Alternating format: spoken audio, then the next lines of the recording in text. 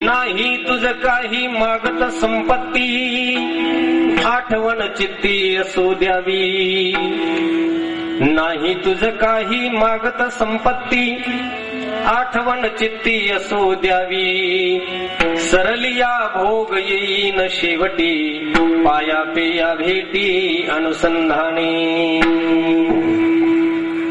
आता मजसाठी याल आकारास, आता मजसाठी याल आकारास, रोकडी हे आस नाही देवा.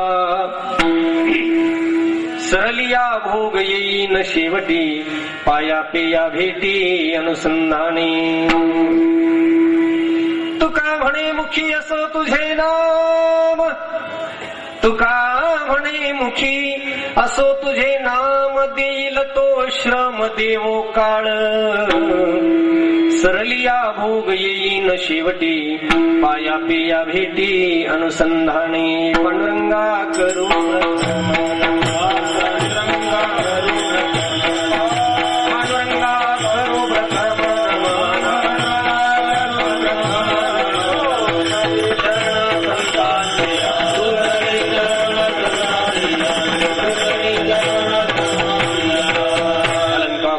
सिंहासनस्थं पदं भोजतेजस्प्रदिक्प्रदेशं विधिन्द्रादिदेवैः सदा स्तूयमानो.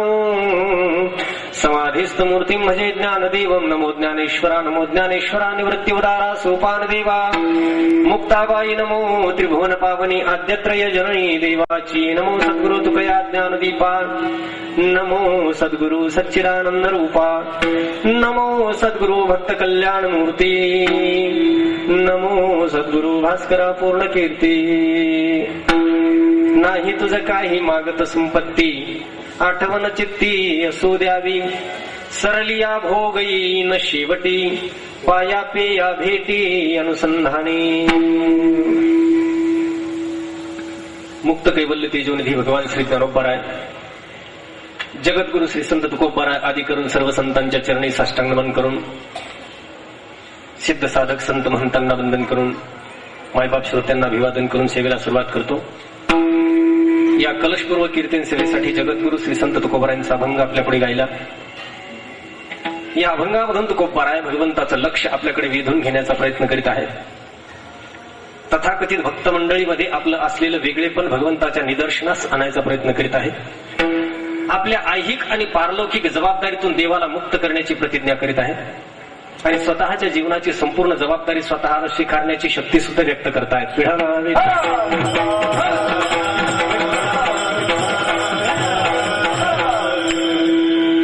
अशा थोड्याशा वेगळ्या विषयाचं चिंतन महाराजांच्या शब्दाच्या आधारे करण्याचा मानस आहे. अधिक मासाच्या निमित्तानं हा सप्ताह आहे, त्याच्याबद्दल भरपूर बोललं गेलंय. गेली 7 दिवस अधिक मासाचं महात्म्य वेगवेगळ्या पद्धतीने सांगलं गेलं असेल, त्याला काही पुनरुक्ती करण्याची काही आवश्यकता नाही. सुंदरसा सोहळा या प्रटवाले धर्मशाळेमध्ये गत अधिक मासापासून संपन्न होतो आहे. प्रायोजक मंडळी, महाराज मंडळी अथक परिश्रम करतात. त्यांना चांगलं सहकार्य त्यांची स्नेही मंडळी करतात. वक्ते देखील त्यांना सहजपणे प्राप्त होतात आणि हा कार्यक्रम अधिक मासाचे एक वेगळेपण दाखवणारा इथे घडून येतो.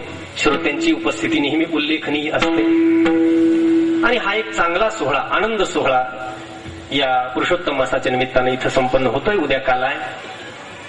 पुरुषोत्तम मास आला की आनंद होण्यासारखाच असतो, कारण भिन्न भिन्न प्रकारे या मासाचा महत्व वेगवेगळ्या व्यक्तींना वेगवेगळ्या पद्धतीने प्राप्त होत असतं. तुकोबराय बोललेले आहेत, त्यावर मला फार काही भाष्य करायचं नाही. आणि सकाम साधना करणाऱ्या माणसांसाठी तर हा पर्वणीचा योग आहे. निष्कामाला अधिक मास काय फाल्गुन मास काय, त्याला सगळे महिने सारखेच असतात. इच्छाधारी मनुष्य, मग तो परमार्थात असो व्यवहारात असो, सगळीकडे एकसारखाच असतो. त्यामुळे अशी काही पर्वणी आली की तो त्याच्या इच्छांच्या पूर्तीसाठी विशेष प्रयत्न करताना दिसतो. दुर्भाग्यानं त्याला धार्मिक म्हटलं जातं.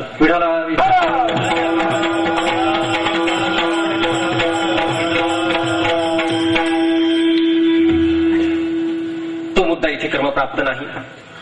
तुकोबरायांचं तत्वज्ञान किंवा त्यांची अभंग हे चंद्रसूर्य आहेत तोपर्यंत त्याची सर्वांशानं उकल होईल असं कोणताही जाणता वक्ता बोलणार नाही. ते अभंग त्यांच्या ठिकाणचे भाव वेगवेगळ्या वक्त्याला आणि वेगवेगळ्या अभ्यासकाला वेगवेगळ्या पद्धतीनं प्रगट होऊन दाखवत असतात, कारण ते चिरंतन शब्द आहेत, अमर शब्द आहेत.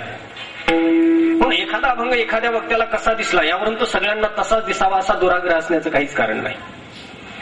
जसं भगवंताच्या संदर्भामध्ये निश्चित असं काही बोलता येत नाही. श्रुती नेती नेती म्हणती गोविंदुरे. हो, देवाच्या संदर्भात कुणी निश्चितपणे त्याचा आकार रंगरूप किंवा तो असाच आहे याबद्दल निश्चित बोलू शकत नाही.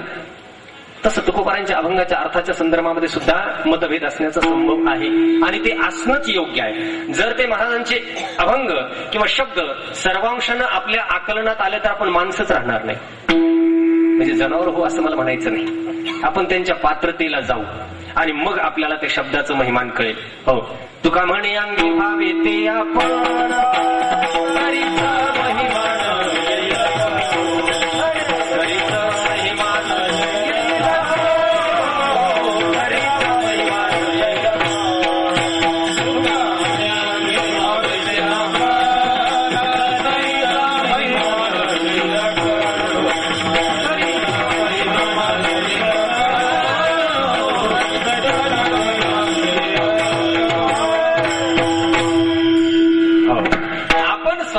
पात्रतेपर्यंत त्या अवस्थेपर्यंत पोहोचल्यानंतर त्या शब्दाचं महिमान आणि त्यांच्या व्यक्तिमत्वाचं महिमान समजणं सोपं आहे. पण तोपर्यंत काहीच करायचं नाही का? माऊली बोलले की राजहंस फार डौलानं चालतो म्हणून काही बाकीच्यानं पाय मोडून बसायचं नाही. आपल्या कुवतीनुसार त्यांनी चालायचं. हो, कधी कधी काय होतं, मनुष्य एखाद्या चांगल्या वक्त्याचं कीर्तन ऐकलं की खाजगीमध्ये बोलतात आपण उगीच कीर्तन करतो. बिलकुल नाही. प्रत्येकाचं कीर्तन करणं त्याच्या त्याच्या क्षमतेनुसार बरोबर आहे. प्रत्येकाचं मृदंग वाजवणं त्याच्या त्याच्या क्षमतेनुसार बरोबर आहे. असं पाय मोडून कधी बसायचंच नाही. राजहंसाचे चालणे भोतळी झाली या शहाणे तर येरे काय कोणी चालावीची ना. माऊली म्हटले की गरुड आपले पंख पसरून जर आकाशात दूरवर उडत असेल तर चिमण्याने काय उडूच नाही का. त्यांनी आपल्या कुवतीनुसार उडावंच.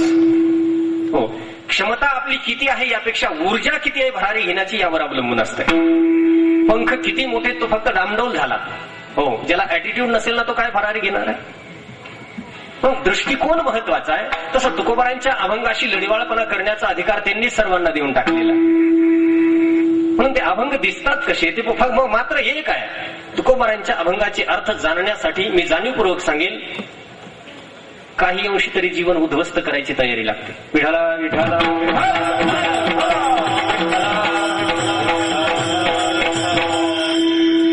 त्याशिवाय पर्याय नाही.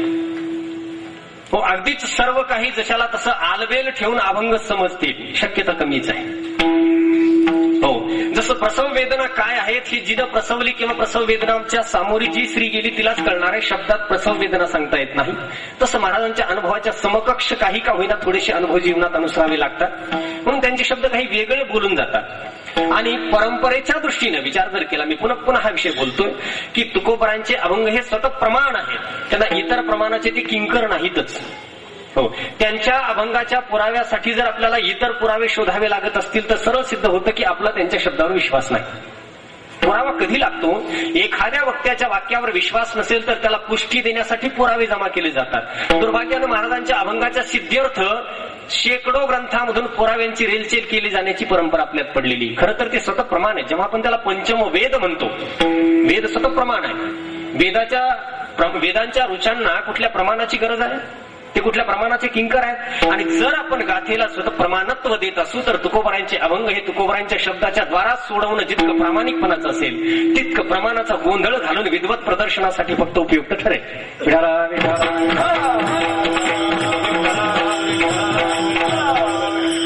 आणि विद्वत प्रदर्शन आणि विद्वत प्रचुरता हे शब्द बऱ्याच अंशी वदतो व्याघात स्वरूपाची आहेत. असू द्या, त्याचा तुर्तास चिंतनाचा भाग नाही. महाराज देवाशी बोलताना वेगवेगळे भाव जे आपल्याला दिसतात त्यामधून जीवन आंतरिकदृष्ट्या परिपक्व होण्याचे काही लक्षणं सापडण्यासारखी आहेत. आजच्या काळामध्ये संतांच्या तत्वज्ञानाची आवश्यकता काय आहे? मनुष्याच्या ठिकाणी प्रचंड मोठं दुर्बलत्व नव्यानं विकसित होत आहे. बारकाईने जर विचार केला तर मनुष्य अत्यंत दुर्बल होऊ लागलेला आहे. त्या दुर्बलतेचे परिणाम आपल्याला वेगवेगळ्या प्रकारे दिसतील. आंतरिक शक्तीचा नाश होताना दिसतोय आणि हे होत असतं. एखादा समूह भौतिकदृष्ट्या जेव्हा विकसित होत जातो तेव्हा त्याच्या चित्तामध्ये भय वाढत असतं. हा सरळ नियम आहे. वनात राहणाऱ्या दरिद्री माणसाला कशाचाच भय नाही. त्याच्या वाघ जवळ जरी आला तरी त्याची पापणी हलत नाही. पण आपल्या टीव्हीतल्या वाघानं डरकाळी फोडली तरी आपल्या काळजाचा ठोका चुकतो. हो, फार कशाला वाघ फार मोठा आहे. अहो, एखादं झुरळ जरी अंगावर पडलं तरी बीपी वाढण्याची शक्यता आहे. कॉक्रोच म्हणून ओरडतात मोठे झुरळ. भौतिकदृष्ट्या विकसित होणारा समाज नेहमीच आंतरिकदृष्ट्या दुर्बल होत असतो. म्हणून ते जे भय आहे ते भय निवृत्त होण्यासाठी माणसांची क्षेत्राच्या ठिकाणी गर्दी आहे. हे काही भाविक आहेत असं मानायचं कारण नाही. यामध्ये काही असू शकतील नाही असं नाही. हो, क्षेत्राच्या ठिकाणी अधिक मासामध्ये गर्दी ओसंडून वाहते, रांगा लागतायत, पाया पडायला नंबर लागत नाही. हे काही अगदीच धार्मिक माणसं आहेत असं नाही. भय निवृत्त करण्यासाठी देवाचा आश्रय. विठाला भौतिक विकास मनुष्याचा भय आणि लोभ वाढवत असतो निश्चितपणे. म्हणून दरिद्री माणसाला किंवा दारिद्र्यामध्ये कोणाला फारसं भयही नसतं, जीवनाबद्दल विशिष्ट असा विचार नसतो. वर्तमान कालामध्ये मनुष्यजात भौतिक विकासाच्या दृष्टीनं अत्यंत तीव्रतेने वाटचाल करते. सरळ चिंतन जर केलं तर 10 वर्षातला फरक सगळ्यांच्या लक्षात येण्यासारखा आहे. आणि हे आंतरिक भय जसजसं वाढत जाईल तसतसं या भयाचा दुरुपयोग करून याला कॅश करणारी मंडळी वाढत असतात. हो, टीव्हीकडे लक्ष टाकलं तर 3-4 चॅनलवर नुसते खडे विकणारे, अंगठ्या विकणारे नाही का, हिमालयातून काही दाड्यावाले साधू त्यांनी धरून आणले प्रचारासाठी. चॅनलवर ते साधू बोंबलत असतात, शनी कवच, रुद्र कवच, अमुक खाला, तमुक करा. ज्या अर्थी ते नॉनस्टॉप चालू आहे त्या अर्थी त्याला ग्राहक मंडळी सुद्धा आहे. हो, इस नंबर पर डायल कीजिए. ते दाड्यावाले भलते वाकडे तिकडे पकडून आणले त्यांनी. मला वाटतं त्यांचा बऱ्यापैकी उपयोग झाला. हे जाहिरातदार हिमालयातून साधूंना पकडून आणतील काय? दुर्भाग्य अजून की त्यांनी असो. हो, भाग्याचा विषय हा की वारकरी संप्रदायाची मंडळी अजून जाहिरात क्षेत्रामध्ये उतरलेली नाही. आणि जर उतरले तर मी आपल्याला एक विनम्र सूचना करीन, साबणाच्या जाहिरातीमध्ये आपल्याला लवकर घेतलं जाईल. या सफेदीचं रहस्य काय? विठाला विठाला.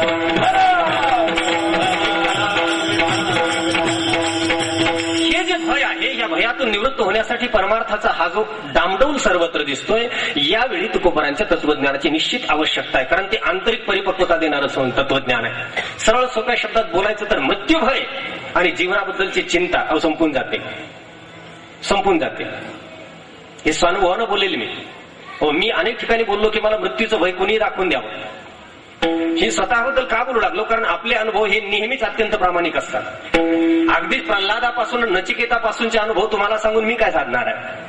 फार जवळचे अनुभव, स्वानुभव बोलावा. हो, थोडा जरी असला तरी स्वतःचा अनुभव अत्यंत प्रामाणिक असतो. मृत्यू भयाच्या दृष्टीने कोणी कसाही प्रयत्न करून पहा, हे आव्हान मी 10 वर्षापासून करतो. परिणाम होतो. तुकोबारांची गाथा मनुष्याच्या अंतःकरणामध्ये प्रविष्ट जर झाली, ती प्राशन जर केली तर 2 प्रकार आहेत. माऊलींची गोवी आहे पहा. हो, माऊली बोलतात, विषाचे आगरही वाहती ते विकिता सुखे लाभे जिती, येर निमाले जे घेती वेचो निमोले. हो, सरळ अर्थ आहे. अर्थ एवढा अवघड नाही, दृष्टांताची गोवी आहे. माऊली म्हणतात की विषाचं पीक घेणारी माणसं, आता पूर्वी विषाचं पीक घेतलं जायचं, आता पीक नाही, आता कृषी सेवा केंद्र आहेत, विषाची दुकानं. हो, विषाचा व्यापार करून काही माणसं द्रव्य कमवतात, वस्तू एकच आहे. विषाचा व्यापार करून काही माणसं द्रव्य कमवतात, पण तेच विष पैसे देऊन विकत घेऊन काही माणसं पितात आणि मरतात, वस्तू एकच आहे. काहींना फक्त त्याचा हातोटी समजलेली आहे, त्याच्या व्यापारातून स्वतःला इजा न होता ते द्रव्य कमवू शकतात, तर काही विकत घेऊन मरतात, वस्तू एक आहे. तसं तुकोबारांच्या अभंगाच्या बाबतीत आहे. ते अभंग जर प्राशन केले, आतमध्ये घेतले, तर ते इच्छा दृष्टीने माणसाला मारून टाकतात. तुकोबारांचे अभंग मनुष्याला वासना दृष्टीने इच्छा दृष्टीने मारणारं एक प्रकारचं विष आहे. आतमध्ये जर घेतले तर इच्छा दृष्टीने मारतात आणि नाकतोंड बांधून जर फवारले तर श्रीमंत करतात.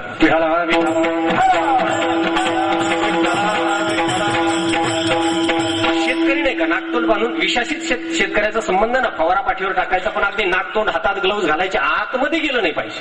बाहेर फवारलं की पीक चांगलं येतं. तसं त्या अभंगांचं ज्यांना उत्कृष्टपणे फवारणं जमलं, पूर्वी तरी फवारे हातानं असायचे, जास्त काही फवारलं जात नसायचं.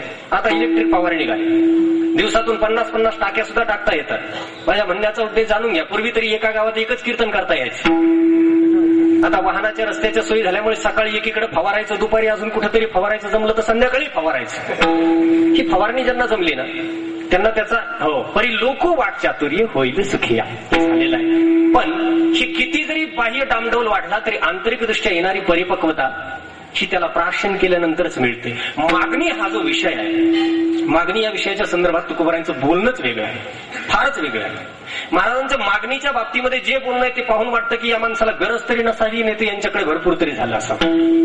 हो, भरपूर झाला असावं असं म्हणावं तर त्यांच्याकडे काय भरपूर आहे असं वाटत नाही. प्रमाण सगळ्यांना पाठ आहेत. आम्ही सदैव सुडके जवळ येता चोर धाके जाऊ पुढती भिके कुत्री काय घरे मागते निमोली संपदा भयविरहित असं बोलणं आहे. म्हणजे गरज भरपूर आहे. बरं मग ही गरज जर आहे तर मग मागितलं का जात नाही? शोध घ्यावा लागतो. एखाद्या माणसाची मागणी संपली तर ती काय संपली याचा जर शोध घेतला तर आपलं जीवन यापेक्षा नक्कीच सुखी होऊ शकतं.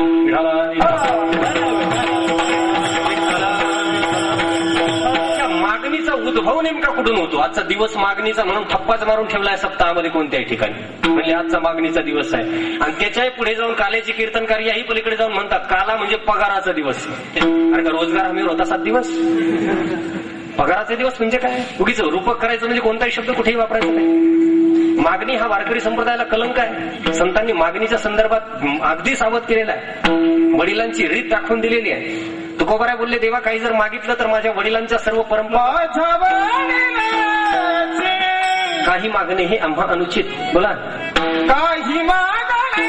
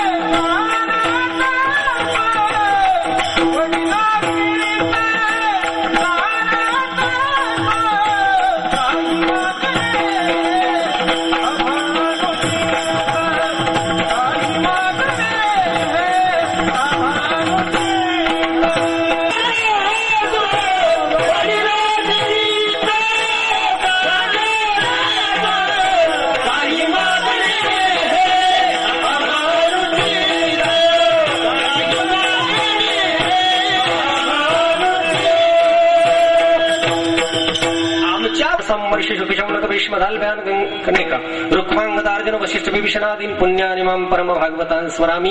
हे जे परम भागवत आहे यांनी न मागण्याची परंपरा घालून दिलेली आहे. वारकरी संप्रदायात जर आपण साधना करीत असाल अनुयायी असाल तर पहिलं तर मागणं कुठं खुंटेल या पद्धतीने चिंतन करावं लागतं.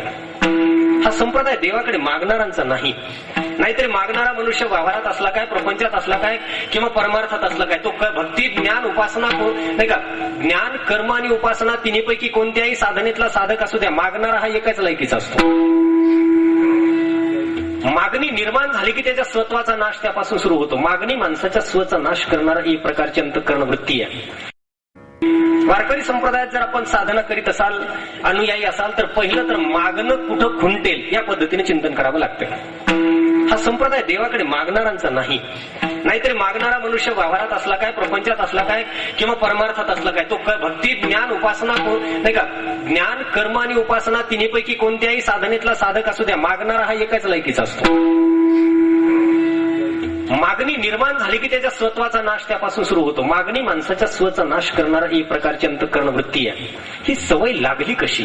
हो काय होतं काही काही सवयी अनेक पिढ्यापासून एकदा लागल्या की मग ते आपल्या जीन्सचा भाग होतात. पहा जीन्सचा भाग म्हणजे रक्ताच्या थेंबामध्ये कुठेतरी पेशी आहेत.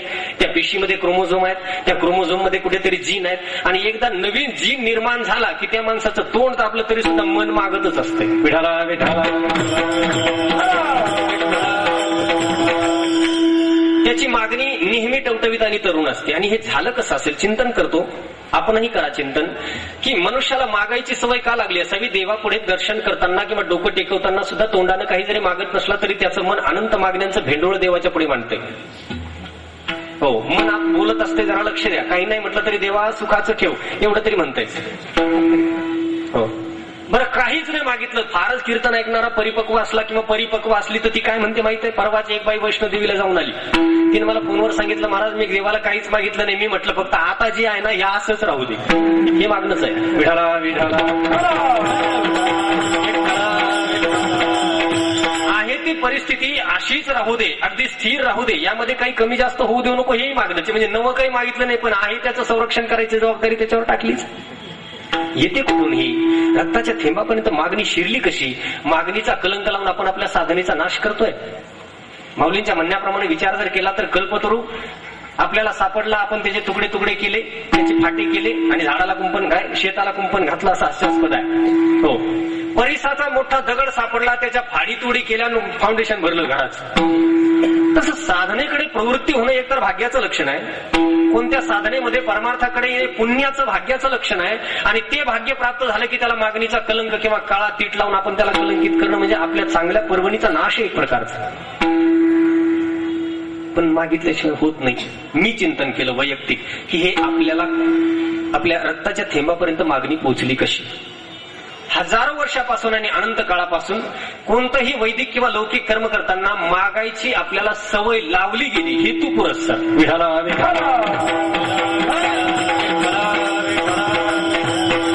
अगदी लावलीच ती सवय. आणि एकदा सवय लागली, यांत्रिकपणे कोणत्याही गोष्टी केल्या की सवय लागायला वेळ लागत नाही. हो, घालीन लोटांगण वंदीन चरण म्हणलं की अंगाभोवती फेरा मारणार, आपण सुद्धा मारणार. त्या कृतीचा आणि त्या अंगाभोवती फेरा मारण्याचा फारसा संबंध नाही. हो, लगेच जागेवर गरकन फिरणार. इतकं सोपं आहे का लोटांगण? घालीन लोटांगण वंदीन चरण चालू येते, अंगाभोवतीच फेरा मारायचं. म्हणजे कोणत्याही दिशेला देव जरी असले तरी राम राम सगळ्यांना एकदाच. सवय एखादी जर लागली तर ती मोडणं अवघड असतं.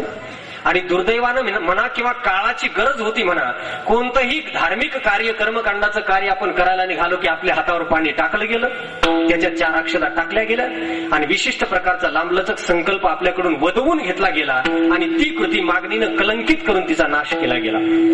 कारण कदाचित त्या जाणत्या लोकांना कळत असावं की बहुजन समाजानं जर निष्काम कर्म केलं तर त्यांना चित्तशुद्धीचं फळ प्राप्त होईल. निष्काम कर्माचं फल आहे चित्तशुद्धी आणि चित्तशुद्धीद्वारा मनुष्य ब्रह्मसाक्षात्काराच्या दिशेने वाटचाल करू शकतो असे ग्रंथ सांगतात. जर यदा कदाचित या बहुजन समाजाची चित्तशुद्धी जर झाली आणि यांच्यामध्ये ज्ञानी निपजले तर आपला एकछत्री अंमल मोनोपॉली, माझं लक्षात आलं म्हणणं, हा एकछत्री अंमल कदाचित संपेल की काय या भीतीपोटी आपल्या प्रत्येक कृतीला मागणीचा कलंक लावला गेला, तो जाणीवपूर्वक आणि दूरदृष्टीचा विचारसरणी असलेल्या वर्गानं.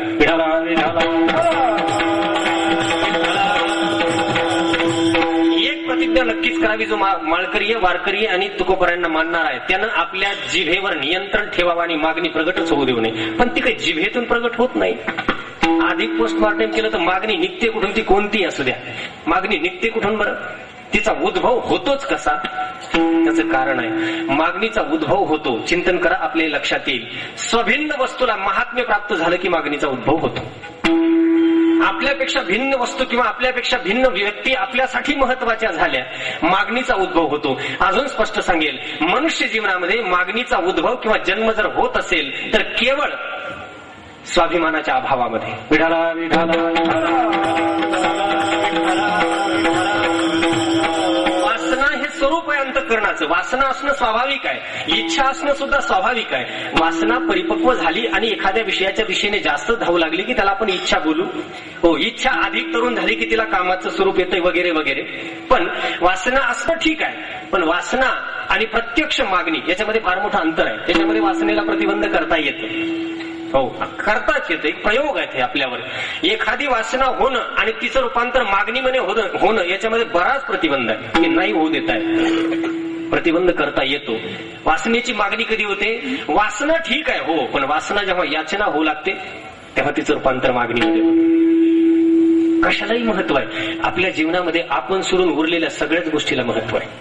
हे पहा, कधी कधी मागणीचा नाश करण्यासाठी अहमगंड जोपासावाच लागतो. चला, लोक त्याला गर्व म्हणू द्या किंवा काही म्हणू द्या. दुर्दैवाची गोष्ट आहे, स्वतःला महत्व देणे या जगात गुन्हाच झालाय. काय कारण आहे? चिंतन करा. हो, प्रत्येक व्यक्तीसाठी त्याच्या इतका महत्वाचा फक्त तोच आहे, त्याच्यापेक्षा वेगळं कुणी नाही.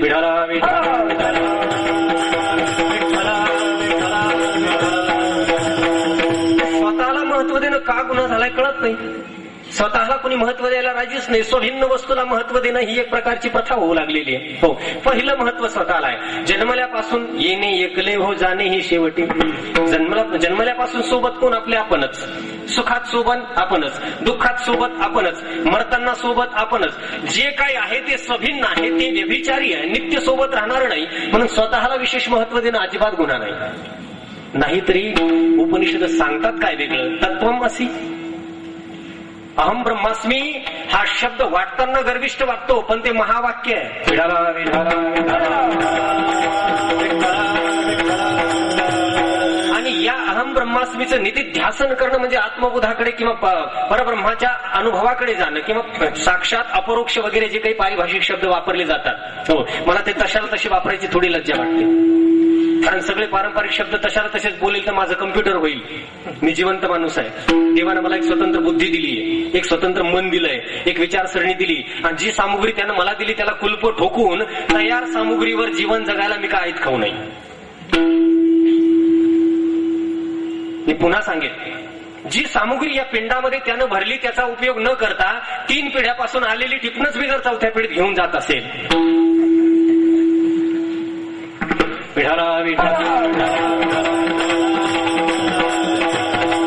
पुन्हा मी जिवंत आहे आणि जिवंत व्यक्तीमध्ये परिवर्तन होत असतात. 20 वर्षापूर्वी जिथे खोकरला तिथं आजही तिथंच जर खोकरत असेल तर 20 वर्षात काय झालं. ज्याच्यामध्ये अजिबात परिवर्तन होत नाही त्याला जड म्हणतात. तो चेतन आहे असं म्हणण्याची जागाच नाही. चेतनामध्ये नित्य बदल आहे, तासानंतर बदल आहे. एखादा अभंग आज मी ज्या पद्धतीने बोलतोय उद्या कदाचित तसा नसेल, तो नसावाच, ती जिवंत असल्याचं लक्षण आहे. तो तसा जर असेल तर समजायचं असो. मुद्दा काय आहे, मागणी उद्भवते कुठे या मुद्द्यावर मी मागणीचा उद्भव चिंतनात आणू. एकदा ही जर संपली ना, तुम्हाला सांगतो राजा होतो आपण. राजा जीवनच काही वेगळं होऊन जात ते. मागणीचं मुंडकं जर दाबता आलं ना, मागणी याचनेमध्ये जेव्हा येते, वासना काय वासना याचनेचं स्वरूप जेव्हा घेते, तिथं माणसाचं पतन सुरू होतं. आणि ते पतन त्याच्या स्वाभिमानाच्या दृष्टीने असतं. सगळ्यात जास्त जपण्याची किंवा सांभाळण्याची वस्तू जर काय असेल तर स्वाभिमान. पण दुर्दैवानं स्वाभिमानी माणसाला जगामध्ये गर्विष्ठ बोललं जातं, म्हणून त्यालाही कधी कधी वाटू लागतं की मी खरंच गर्विष्ठ आहे का. पण सांगू तुम्हाला, मागणीग्रस्त लाचारापेक्षा स्वाभिमानी गर्विष्ठ कधी परवडला. विठाला विठाला. आपण महत्व कधी देणार आहे स्वला. स्वभिन्न वस्तूला महत्व आहे म्हणून मागणीचा उद्भव आहे. स्वला महत्व दिलं की स्वभिन्न वस्तूला किंमत राहत नाही. आणि भोगता हा नेहमीच भोग्यापेक्षा श्रेष्ठ असतो. आपल्यापेक्षा उर्वरित जग हे जर भोग्य असेल तर भोगताच मोठा, भोग्य मोठा, भोग मोठा, नेहमीच भोगता मोठा आहे. हो, भोगता हा भोगापेक्षा नेहमीच मिळवता मोठा आहे की मिळवलेली वस्तू मोठी, कमावता मोठा आहे. कमवलेल्या वस्तूला काय महात्म्य. जो भोगतो तो श्रेष्ठ आहे, त्या ते सांगतात, ग्रंथही ते सांगतात. पण स्वतः सोडून सगळ्यांना महत्व. कधी कधी काय होतं, एखाद्या तेजस्वी माणसाच्या समाजात सत्कार होतो आणि त्याचा तो सत्कार होऊ लागला की लगेच कोसळतो. तो लगेच कोसळतो. माझी ही पात्रता नव्हती पण आपल्यामुळे मला मोठे. पण अरे याच्यामुळे नाही तुझा सत्कार झाला, तू मोठा आहे म्हणून झाला. पण सत्कार झाला आणि मोठे पण जगानं जरी दिलं तरी तो कोसळतो. विश्वास बसत नाही मी इतका मोठा आहे का. मोठी मोठी माणसं सुद्धा सत्कारला उत्तर देताना एवढे ढासळतात. त्याला विनय हे गोंडस नाव आहे, त्याला नम्रता हे गोंडस नाव आहे. ही नावं जरी गोंडस असली तरी स्वतःबद्दलची साशंकता हे त्याचं स्वरूप आहे. विठाला विठाला. स्वतः व्यतिरिक्त कोणत्याही वस्तूला या जगात महत्व नाही. मी माझ्यासाठी मोठा आहे. हो, उद्धरेदात्मनात्मानम हे श्लोक सांगतात काय, मी माझ्यासाठी मोठा आहे, माझ्यापेक्षा कशालाही महत्व नाही. या मुद्द्याला जर वाढवलं तर दिसताना हा गर्व दिसेल, पण हा स्वाभिमान असतो. आणि गर्व कशाला म्हणावं, स्वभिन्न वस्तूबद्दल ज्याला मोठेपणा वाटतो किंवा गर्व होतो. उदाहरणार्थ सत्ता, संपत्ती, प्रपंच मोठा, जगातली कीर्ती, घर, बंगले, गाडी, मोठमोठे मठमठांतर, आश्रम, दुनिया, या ज्या वस्तू स्वभिन्न आहेत त्या स्वभिन्नाबद्दल ज्याला काही वाटतंय, अभिमान वाटतो, त्याला तुम्ही गर्व म्हणा. स्वभिन्न वस्तूवर ज्याचं काही अवलंबून आहे आणि त्याच्याबद्दल ज्याला गर्व वाटतो, या स्वभिन्न वस्तू आहेत सगळ्या. संपादित जरी आपण केलेल्या असल्या तरी या भिन्न आहेत, याला कदाचित गर्व म्हणता येईल. पण स्वबद्दल असलेला अभिमान हा नेहमी स्वाभिमान असतो आणि मनुष्याच्या तेजस्वितेचा हा ऑक्सिजन आहे. विठाला विठाला. ऑक्सिजन जेव्हा तुकोबारांना कळला तेव्हा त्यांनी देवाला आव्हान केलेले आहे. पहा, तुझं मज नाही भेट केला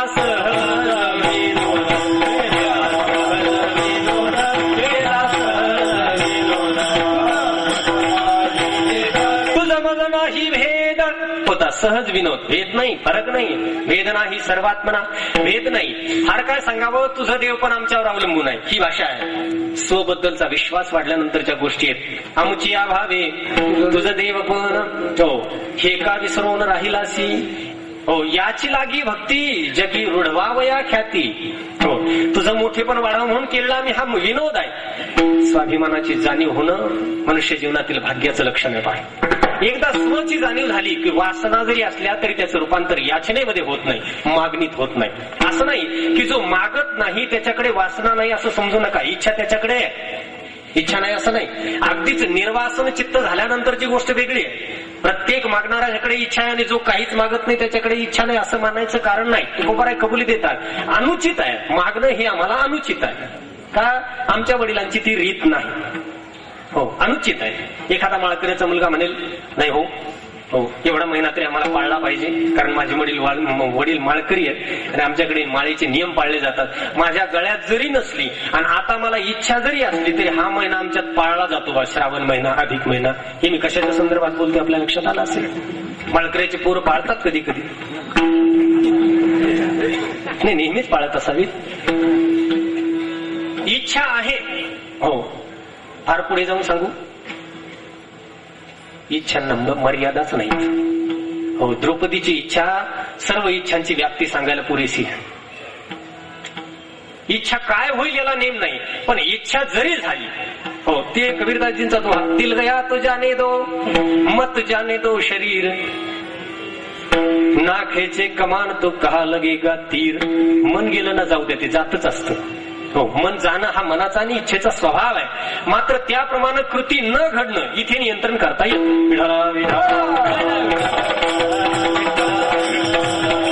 मी बोललो की द्रौपदीची इच्छा सर्व इच्छांना घेऊन जाते, ती काही सामान्य स्त्री नाही. जी आजपर्यंत अजरामर आहे महाभारताच्या रूपाने, ती द्रौपदी सामान्य नाही. भगवंताची भक्त आहे, नातेत गोतेत सगळे. तिची ती इच्छा लक्षात घ्या. म्हणजे इच्छा ही अगदीच अशक्य आहे असं मानायचं काहीच कारण नाही. कुणाला कोणतीही इच्छा कधी होऊ शकते, फक्त एका ठिकाणी आपण प्रतिबंध करू शकतो, इच्छेला याचनेमध्ये रूपांतरित होऊ द्यायचं नाही. इच्छेची जेव्हा याचना होते तेव्हा पतनाला सुरुवात होते.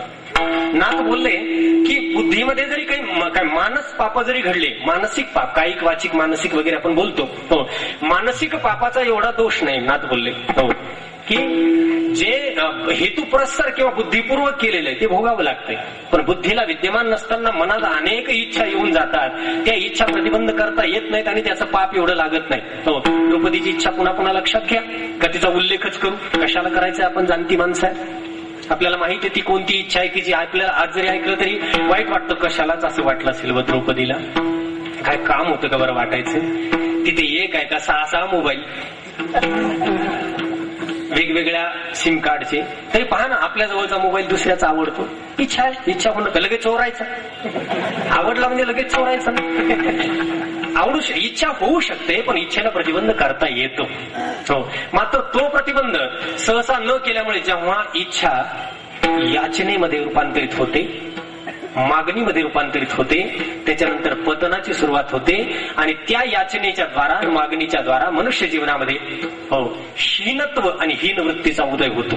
त्याच्यानंतर लाचारी, हो त्याच्यानंतर खोटी स्तुती, ह्या सगळ्या निर्माण होणाऱ्या गोष्टी आहे. एकदा मागणी उद्भवली आणि ती मागणी याचनेच्या रूपात आली की मग लाचारी सुरू होते, मिथ्या स्तुती सुरू होते, नंतर मग सभिन्न पदार्थाला विशेष महत्व येतं, तत्वनिष्ठेला तिलांजली आणि व्यक्तिनिष्ठेला महात्म्य येतं.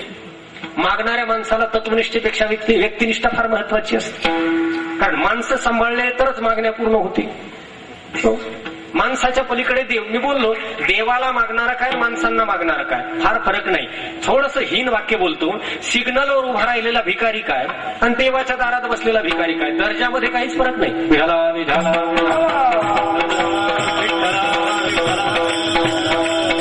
मागणीचा नाश करणारं तत्वज्ञान नव्यानं तुकोबारांचं स्वीकारायची गरज आहे. एखादा भिकारी सिग्नलवर भीक मागत असेल, आपल्याला त्याचं वाटतं काय मूर्ख माणूस भीक मागतो.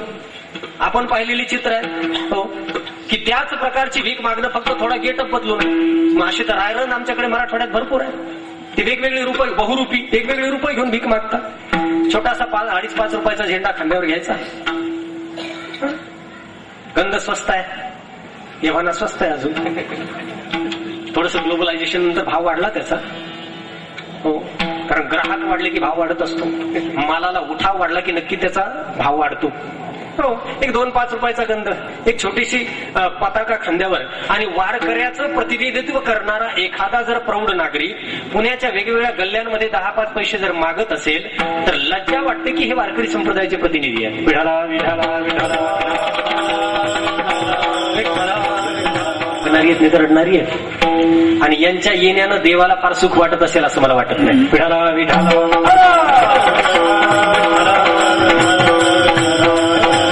देवाच्या पूजेमध्ये टवटवीत आणि नुकतीच उमललेली गोजीरवाणी, गोंडस आणि सुकुमार फुलं वापरण्याची आपली पद्धत आहे. सुंदर फुलं आपण पूजेसाठी जर वापरत असू तर भगवंताच्या भेटीला जाताना आपलं मुखमंडल किती प्रसन्न पाहिजे. आणि प्रसन्न मुखमंडल त्याच असतं ज्याची मागणी किमान प्रतिबंधित तरी आहे. मागायला गेलेल्याचा भरोसाच नाही. तो अचानकपणे स्तुती सुरू करतो, समोरच्या माणसाला अडचणीत आणतो, त्याच्या ठिकाणी ते गुणही नसतात तरी तो वर्णन सुरू करतो. फार वर्णन सुरू झालं की समजायचं मागणी जरा मोठीच आहे. जास्त वर्णन सुरू झालं. महिलांनी सुद्धा जाणावं, घरी येऊन फार मधाळ कोणी बोलायला लागलं की समजायचं काहीतरी न्यायचंय. मागणाऱ्या माणसाची जातकुळी लगेच समजते. पण झालं काय माहित आहे, बहुमताचा जमाना आहे. ज्यांची संख्या जास्त असते त्यांच्यात एखादा वेगळा असला की नाही का, म्हण आहे नक्तों का भर गया मेला, उसमें गया नाक वाला, सब मिलके बोले कहां से आया असाला, एक तो इसका नाक काटून येतो हकाल दो. माऊलींच्या म्हणण्याप्रमाणे ज्या गावामध्ये माणसं अजिबातच कपडे घालत नाहीत असं गाव कदाचित असेल कुठेतरी ना, तरी खमणे यांची गावी पाटावे काय करावी. ज्या गावात माणसं अजिबातच कपडे घालीत नाही त्या गावात एखादा माणूस कपडे घालून जर गेला तर त्याचे कपडे नीट राहतील का. विठाला विठाला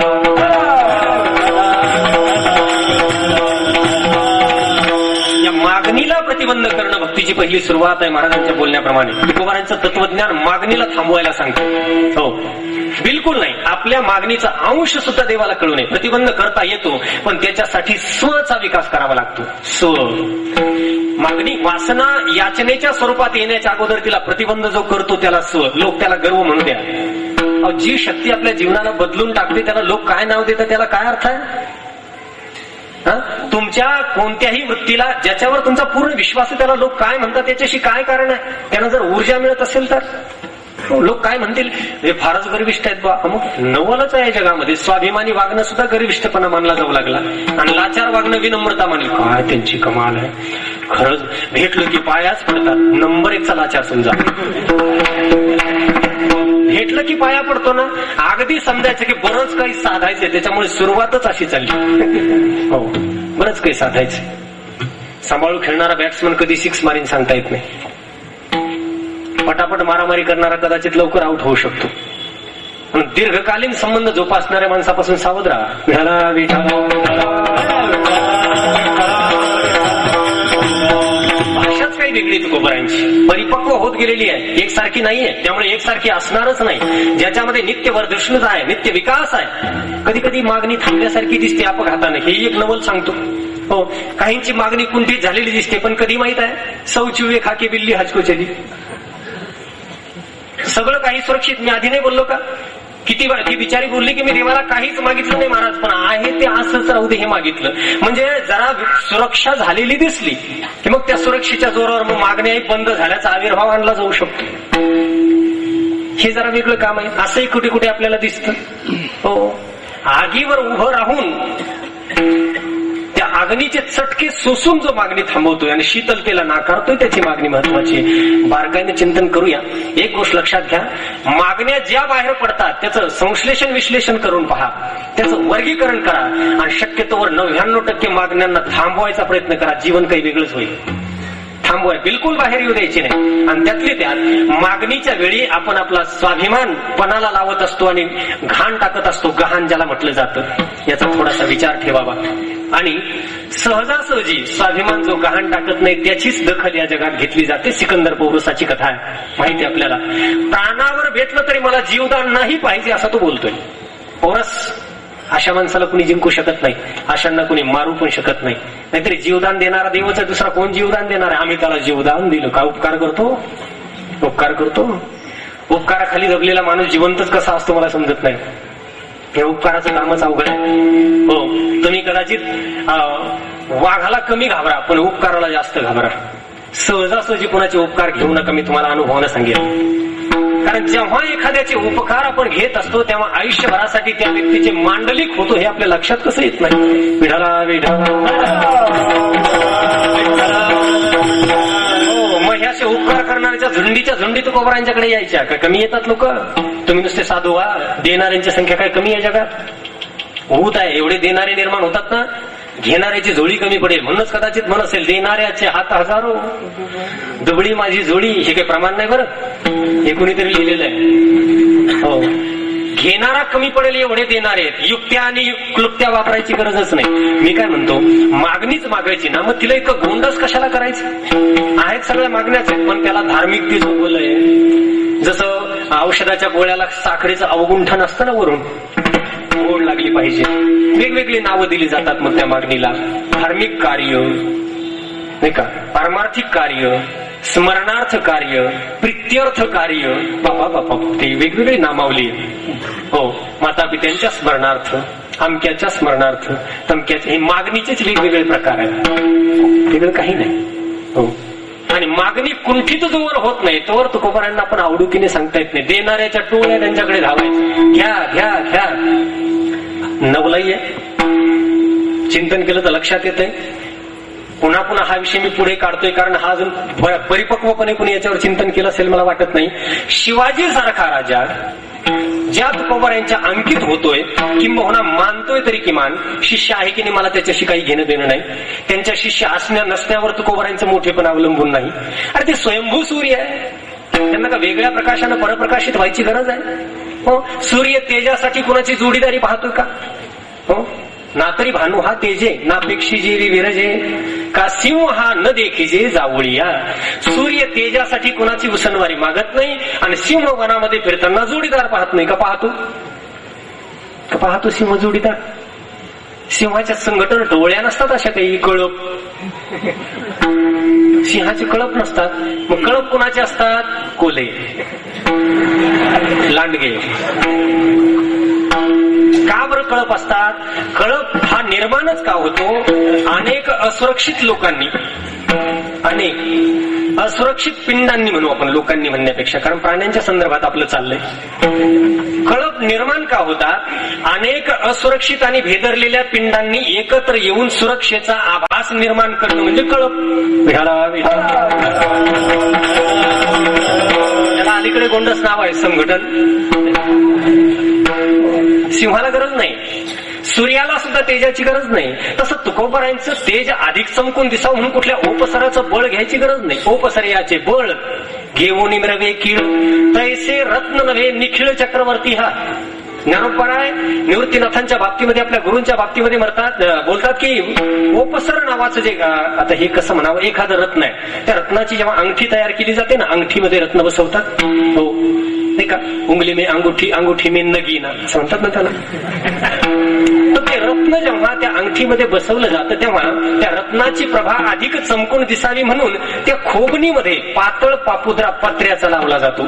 त्या खोबणीमध्ये, हो, त्याला ओपसर असं म्हणतात जुन्या काळामध्ये. त्या खोबणीमध्ये तो पत्रा बसवला आणि त्याच्यावर रत्न बसवलं की रत्नाचा प्रकाश जास्त पसरतो. त्या पत्र्याशिवाय रत्न चमकतच नाही. हो, म्हणजे रत्नाचा प्रकाश हा त्याचा स्वतंत्र नाही, त्याच्या खाली लावलेल्या पातळ पापुद्र्यामुळे तो प्रकाश आहे. माऊली म्हणतात, ते रत्न जरी त्या पापुद्र्यामुळे प्रकाशित असलं तरी माझे सद्गुरू तसं रत्न नाही, निखिळ चक्रवर्ती आहे. त्यांना ओपसराचं बळ घेण्याची गरज नाही. तसं तुकोबारांच्या प्रकाशाला कोणत्या वेगळ्या प्रकाशाचं बळ देण्याचा केविलवाना प्रयत्न आपण का करतो समजत नाही. गरज नाही, गरज नाही, गरजच नाही, आवश्यकताच नाही तिथे. हो, आणि तुकोबारांच्या त्या गाथेतील एक दोन मोती ज्याच्या हाताला लागले असाही बोलू शकतो, मला कुणाची गरज नाही. तर एवढी मोठी गाथा प्रसवणारा महात्मा कुणाच्या गरजेने जगत असेल?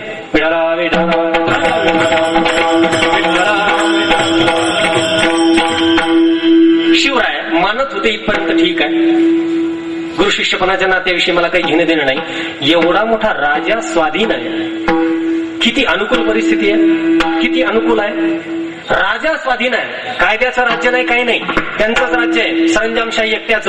हो, आणि एवढा राजा ताब्यात आहे, कसाही वापरता आला असता, कसाही. नाही आपल्या प्रपंचासाठी तर किमान धार्मिक कार्य म्हणून तुकोबराय हो सांप्रदायिक कार्य नाव गोंडच देता येतात. हो हो विषाला तुम्ही किती सुंदर नाव दिलं तरी मारणं हा त्याचा स्वभावच आहे, तो बदलत असतो. कदाचित तुकोबराय असं म्हटले असते की महाराज माझ्या पांडुरंगावर माझी नितांत प्रीती आहे, त्याच्याशिवाय मला काहीच प्रिय नाही, म्हणून माझी इच्छा आहे की माझ्या पांडुरंगाची मंदिरं तुमच्या आमदानीमध्ये तुमच्या पदपातशाहीमध्ये गावोगाव बांधा ना. बांधले नसते किंबहुना त्याच काळामध्ये शिवरायांच्या सहकार्यानं काही मंदिरं बांधल्याचे उल्लेख सापडतात दुसऱ्या साधूंनी. तुकोबरायांनी बांधलेलं शिवरायांच्या सहकार्याने बांधलेलं एकही मंदिर महाराष्ट्रात सापडत नाही पांडुरंगाचं. हे करता आलं नसतं का? पण ती मागणी झाली असती आणि मागणी झाली असती तर स्वचा अपमान झाला असता. त्या महात्म्याला पांडुरंग आणि स्वतः या दोन्हीचा अपमान नाही चालत. विठाला विठाला तरी देणाऱ्यांच्या टोळ्या भरपूर. मग तुकोबराय त्यांना खडसवायचे. काय येऊ नये मज पांडुरंगा पायी रिद्धी सिद्धी ठाई ओळंगती. लोकांना सांगायचे माझ्या पांडुरंगाच्या पायी मला काही गुन्हा नाही, मला देण्याचा प्रयत्न करू नका. मला द्यायला तुम्ही ज्या अर्थी निघाला त्या अर्थी माझ्या चेहऱ्यावर काय मागणी दिसते तुम्हाला? आणि जिथे तुम्हाला लाचारी दिसेल तिथे द्यायचे प्रोजेक्ट किंवा प्रपोजल मांडत जावा कृपा करून. हो ज्याची इच्छा नाही त्याला देण्याचा प्रयत्न कराल तर कदाचित तो आपली प्रतारणा करेल. हे कधी लक्षात ठेवा.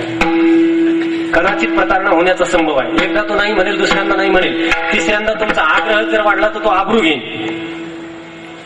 कारण मागणाऱ्या माणसाला मिळाल्यानंतर समाधान वाटत असतं. मागणी संपलेल्या माणसाला कुणी प्रस्ताव पुढे जरी आणला तरी दुःख होत असतं. मला का म्हणतो हा घे, मला नाही पाहिजे, का घे म्हणतो, माझ्या चेहऱ्यावर कुठे घेपणा दिसतो काय? एखाद्या पतिव्रतेला एखाद्या पुरुषानं नुसत्या कामसू नजरेनं पाहिलं तरी त्याला दुःख होतंय. हा असा का पाहतो माझ्याकडे, माझ्या चेहऱ्यावर याला कुठे दोष दिसला का? आतून जळफळाट होतो त्या पतिव्रतेचा. तीच व्यभिचारिणी असेल तर नजरेला नजर देण्यातही तिला काही वाटत नाही. म्हणते चला प्रवास कटेल, तेवढा टाइमपास, 2 तास कंटाळवाना प्रवास आहे, मग बसल्या बसल्या काय तेवढ्यानं काय होतंय. विठाला विठाला विठाला या सर्व देणाऱ्या लोकांना तुकोबराय खडाजंगीनं बऱ्याच ठिकाणी सुनावतात. सरते शेवटी मागणीचा सर्वांशानं नाश झाल्यानंतर सकल भक्तांच्या गर्दीमध्ये, नाहीतरी देव मागणाऱ्याकडे विशेष लक्ष देत असेल असं मला वाटत नाही. रडक्या चेहऱ्यांना कोण लक्ष दिलं? मागणाऱ्याचा चेहरा देवा रडायला जात आहे त्याच्याकडे. 3 रुपये मारण्याचा छोटासा प्रपंच फुंकलं तर उडून जाईल. त्याच्या तक्रारी घेऊन देवाकडे. हो काय देवाचं डिव्हॅल्युएशन आहे. मेहरबानी तो समोर येत नाही. आपण काही करायला लावलं असतं त्याला. काहीही सहज उपलब्ध झालं की काही होतंय. उपलब्ध नाही फार चांगलं आहे. काय सांगू, अरे आपण कोणाला सांगतोय याचा तरी विचार करावा, कोणाशी बोलतोय याचा विचार करावा. आणि आपल्या वस्तू मागण्या किती आहे, अशा छोट्या मागण्या. या सर्व मागण्यांच्या गर्दीमध्ये, मागणाऱ्यांच्या गर्दीत देव आपल्याकडे लक्ष देणार नाही असं तुकोबरायांना वाटलं असावं. म्हणून त्यांनी अगोदर सांगितलं थांबा काही मागायचं नाही बरं, तुम्हाला आधीच सांगतो. नाहीतरी महाराष्ट्रामध्ये सध्या अशी परिस्थिती तुम्हाला सांगतो. महाराज पाहिला की माळकरी लोकांना भीतीच वाटते. खरं सांगतो तुम्हाला, महाराज मी फिरतो सर्वत्र. का काय मागण्याचा नेम नाही. कित्येक लोक खाजगीत मला म्हटलेले महाराज माळ घातली पश्चाताप करून घेतला. कारण एकदा माळ घातली की जणू काय वाघोरात अडकलेल्या जनावरासारखी गोष्ट होते. ओळख झाली, 2 ओळखी होऊ द्या, 3ऱ्या ओळखीला पंगत तरी मागणारच. 4थ्या ओळखीला महाराज आमचा अमुक आहे. आता एक गोष्ट कशाला सांगू, कारण प्रत्येक कोणाला तरी लागणार आणि सगळे मला शिव्या देणार. चालेल हो, अंधारातल्या शिव्यांकडे मी लक्ष देत नसतो. हे माझ्यापर्यंत पोहोचले नाही, पण पोहोचल्या तरी फारशी दखल त्याची घेत नाही. कारण दखल घेतली तरी मला माझा स्व नाकारीन की काय करतो. कसं आहे यात गर्विष्ठता कदाचित तुम्हाला दिसेल बा. पण हे बोलताना मी सांगू इच्छितो की मी मागितलंच नाही 12 वर्षात 13 वर्षात कोणाला काही.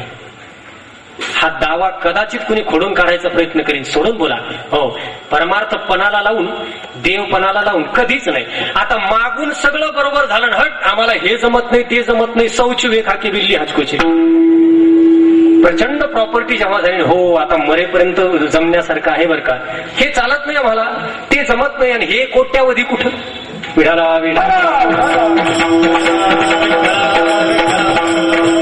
म्हणजे आता सुरक्षा झाली. याला म्हणतात मगरमच्छ के असुरोना. या मोहावर आहे हिंदीमध्ये मुहावरा, मगरमच्छ कळतो ना, मगर. हो, तिचं पोट भरलं की ती रडते. काय भरपूर खायला मिळालं की तटावर येते, मुंडकं टेकवते आणि तिच्या डोळ्यातून आसू गळतात. पोट भरल्यावर तिला रडू येतं. त्याला म्हणतात मगरमच्छ की आसूर होणार. हिंदीमध्ये जे चांगलं कळेल ज्याला समजेल त्याला. भरल्या पोटानं रडू म्हणजे हे जरा थोडंसं ढोंगीपणा झाला. महाराज काहीही नसताना, कोणतीही सुरक्षा नसताना, आर्थिक नाही, सामाजिक नाही, सुरक्षा वेगवेगळ्या प्रकारच्या आहेत. आर्थिक सुरक्षा, सामाजिक सुरक्षा, स्वजन सुरक्षा, नात्यागोत्यांची सुरक्षा, सगळ्या सुरक्षा सोडल्यानंतर कोणतीही सुरक्षा नसताना देवाला म्हणतात, देवा गर्दीतून माझ्याकडे लक्ष दे. हो, मी मागणी घेऊन आलेलो नाही, तुला मी कोणतीच संपत्ती मागणार नाही. इच्छा एकच आहे, तुझी आठवण माझ्या चित्तात आणि माझी आठवण तुझ्या चित्तात असू दे. नाही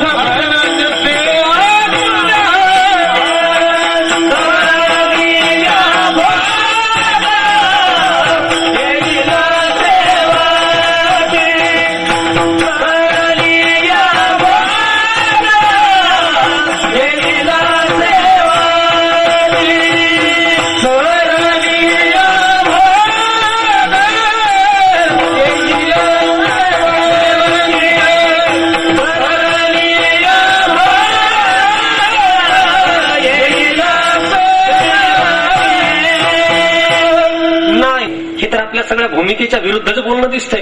तेव्हा तुला काही मागत नाही तर भक्ती कशाला करतो? आपला व्यवहार काय आहे? ज्याला पीक काढायचं नाही त्याने पेरावंच कशाला? बघ, सरळ सरळ आहे. कारण आपलं सूत्रच आहे, एका बीजा केला नास मग भोगीले कणीस. हिशोबशीर काम आहे. पेरताना डोक्यात असते किती पोते घावते, पुणे जिल्ह्यात घावते म्हणतात. या खासरात 50 पोते घावतेनच. आधी फलाचं निश्चित आहे, नंतर मग. आणि मराठवाड्यात तर यापेक्षा ढोंगीपणा आहे पा मोठा. तिकडे पेरणीला निघाले का म्हणतात काळ्या आईची ओटी भरायची. काय उदार आहे, ओटी भरायला शब्द किती ग्लॅमरस आहे बघा ना. असे मागणाऱ्यांचे शब्द ग्लॅमरसच असतात पहा.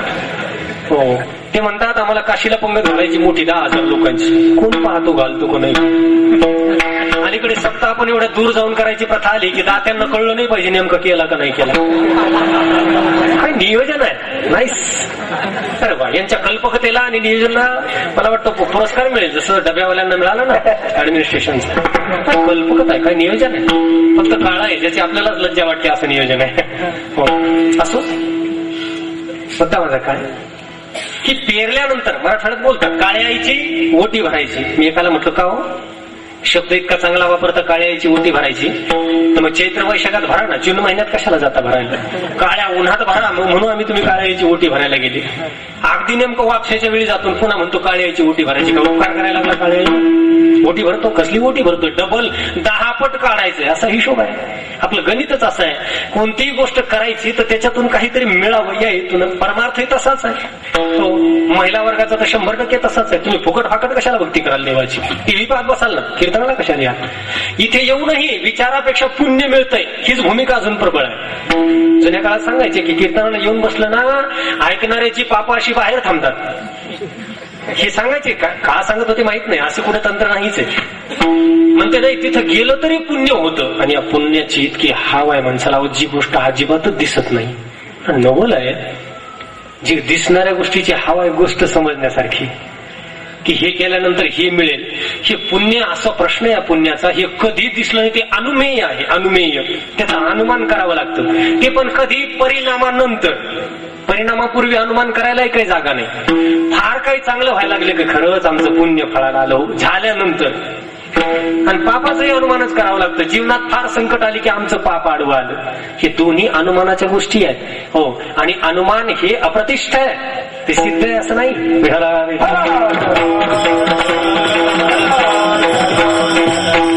पाप आणि पुण्याच्या पलीकडे जाऊन विचार करता येणारच नाही का? हे पाहिजे, पुण्य मिळालंच पाहिजे, गरज नाही त्या पुण्याची. पण काय करायचं? पापात्मक ते पुण्यात्मक हे पापे माऊलीने सांगितलं त्याप्रमाणे. हो, ज्याला कामना चिटकलेली आहे असं कोणतं पुण्यही एक प्रकारचं पापच आहे. माऊली बोलले इच्छा चिटकलेलं पुण्य हे पापच आहे, ते पुण्य नाहीच आहे. माते जेने पाविजे ते शुद्ध पुण्य, माऊलीचं म्हणणं आहे. हो, माझ्या स्वरूपाशी ज्यानं येता येतंय त्याला आम्ही शुद्ध पुण्य म्हणू. पुण्यासाठी चाललेलं आहे, पुण्यासाठी चाललेलं आहे, काहीतरी मिळावं. इथे तर तुकोबाराय म्हणतात मला काहीच लागत नाही, नाही तुझं काही मागत संपत्ती. हो, संपत्ती शब्दामध्ये स्थावर जंगम सर्व संपत्तीचा अंतर्भाव घ्या. याही पुढे जायचं असेल तर दैवी संपत्तीचा देखील त्याच्यात अंतर्भाव घ्या. कारण कसं आहे, व्यावहारिक संपत्ती मागणं कमीपणाचं वाटत असेल तर दैवी संपत्ती सुद्धा श्रेष्ठ मानली जाते. 16व्या अध्यायात वर्णन आहे. अभयम सत्व संशुद्धी ज्ञान योग व्यवस्थिती ही दानम नमश्य यज्ञ स्वाध्याय तपासम वगैरे वगैरे. हे सगळे सकल सद्गुण देवा मला द्या असंही बोलणं नाही, असंही नाही काही लागत नाही असं बोलणं. या बोलण्यामध्ये एक शक्ती आहे देवाला आकृष्ट करून घेण्याची. तुम्ही चिंतन करा ना, लाखो कोट्यावधी भक्तांमध्ये की जे सकाम आहेत, जयांची भजने भोगासाठी. देवालाही कळतंय की मी प्रिय नाही, यांना यांची इच्छा प्रिय आहे. आणि इच्छा प्रिय असून खरं तर माणसांना इच्छा होणं गैर नाही, पण क्षमता इतक्या व्हाव्या, जेवढी क्षमता आहे तेवढ्या व्हाव्या. हो, क्षमता पुत्र निर्मितीची नसेल तरी पुत्राची इच्छा असणं म्हणजे हास्यास्पद आहे ना. मूल निर्माण करण्याची दुर्भाग्यानं क्षमता नाही तरी मुलाची इच्छा असणं आता हास्यास्पद आहे. ज्या गोष्टीची आपल्यात क्षमता आहे तेवढी इच्छा होणं समजण्यासारखं. त्याच्यासाठी नवस याच्यापेक्षा वेळे पण जगात कोणता असू शकते. जे तुझं काम आहे तेही जर तू देवाला सांगत असशील त्याला किती पश्चाताप होत असेल तुला जन्म देऊन. विठाला विठाला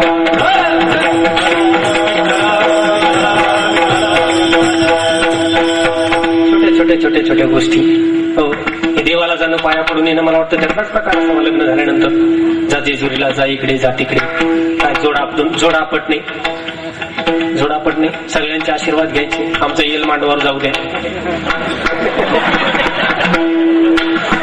नुसतं वेलच नाही, त्याला चांगली फळं लागू द्या मोठी मोठी. त्या फळाच्या ओझ्यानं मांडव मोडून अंगावर पडला तरी चालेल, आम्ही गुदमरून मेलो तरी चालेल, पण हे वाढलं पाहिजे सगळं.